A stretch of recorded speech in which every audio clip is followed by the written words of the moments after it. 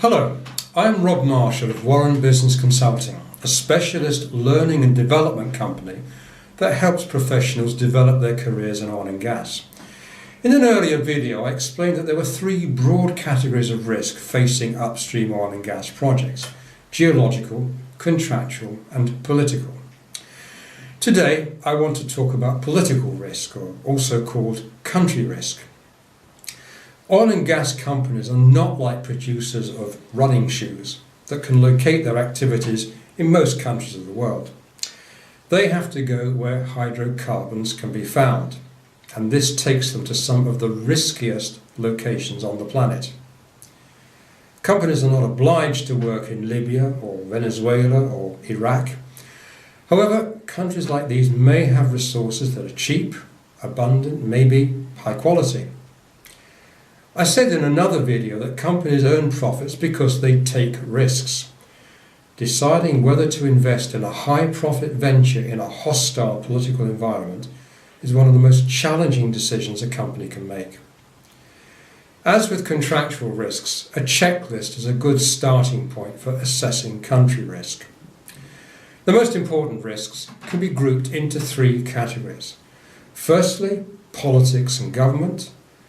Secondly, security and social order. And thirdly, economics and economic policy. Governments are key. They are the custodians of a country's natural resources and will sign the agreements and contracts that allow a project to move forward. It's politicians that set taxes and regulations, and of course, in an extreme case, may even try to take away ownership from foreign companies. Finally, dealing with government corruption can seriously damage a company's reputation. The second category, violence, security problems.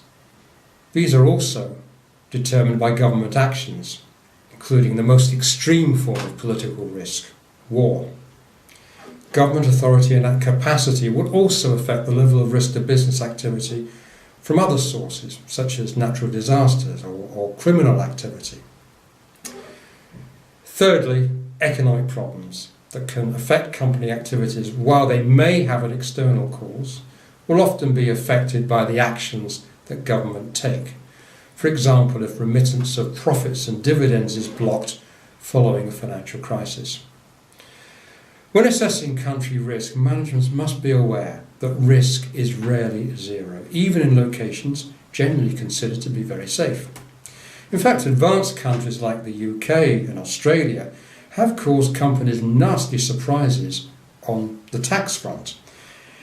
And the interpretation of environmental regulations by US courts has also proved very costly for companies.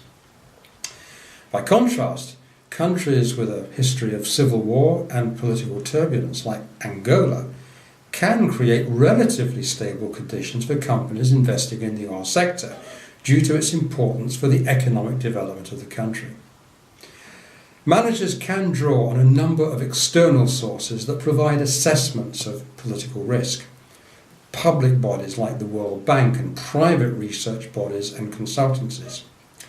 These assessments often come with scores and rankings. However, be aware that generic evaluations may not be accurate when applied to the oil and gas sector. The experience of companies in different locations can also be taken into account, although a long-standing presence in a country is not a guarantee against sudden political change. Thank you for watching.